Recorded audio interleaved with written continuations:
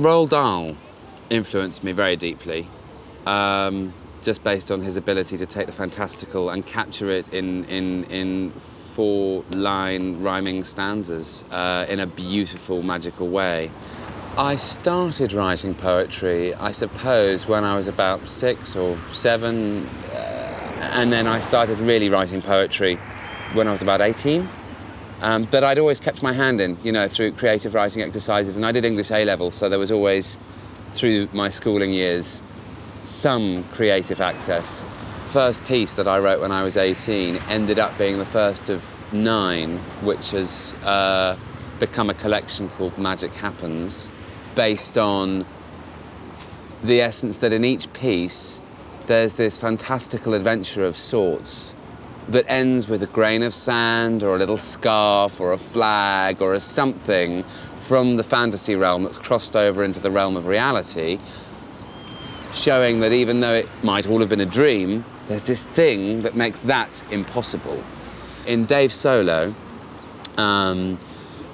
the little boy has this beautiful meeting with an angel on a rock in a painting that he made, and at the end he wakes up and he's standing in the art room with his paintbrush and he's left his jacket on the rock next to the angel in the picture. There is a message running through my work. It's simply that we don't really have an awful lot of time for meanness and selfishness in the world anymore.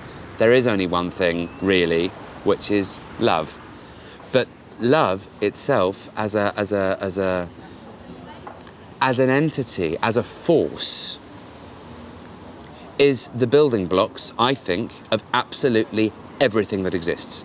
My second series of poetry is called All Hail the 21st Century, and I was working predominantly in a call centre when I wrote this series. It's 18 pieces, and the call centre I worked in raised money for various different charities.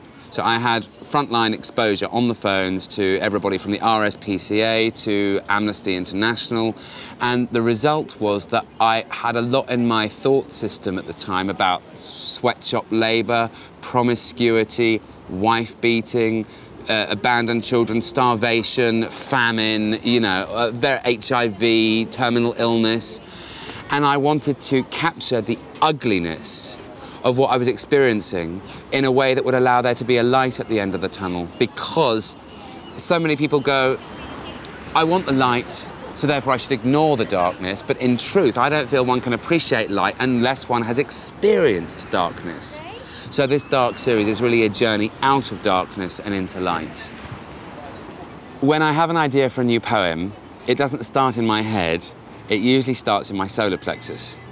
And it's here, and it burns, and it's like, oh, what is that? Oh, I need to write something, oh, and it's good. And then what happens to me is that I know roughly what the poem will be about. I feel that on the page that seems to be blank is this story already, and I've just got to very gently pick it out, word by word, and if I'm not careful, I can pick it out wrongly, but then I just unpick a little bit and carry on. And sometimes I can pick for 4 hours and write an entire poem, and suddenly it's been 12 hours. I've done it overnight.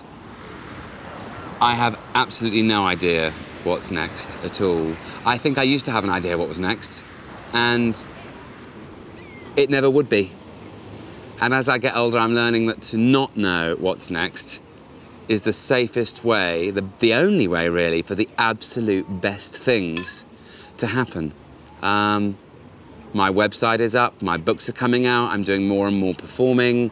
I'm starting to get involved in putting together workshops and teaching. I have no idea where this is going, but it seems to be always onwards and upwards. I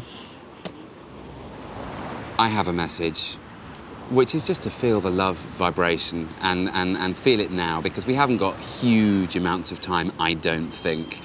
The world is changing, and it's time for everyone to be kind to each other, because if we do that, we change everything.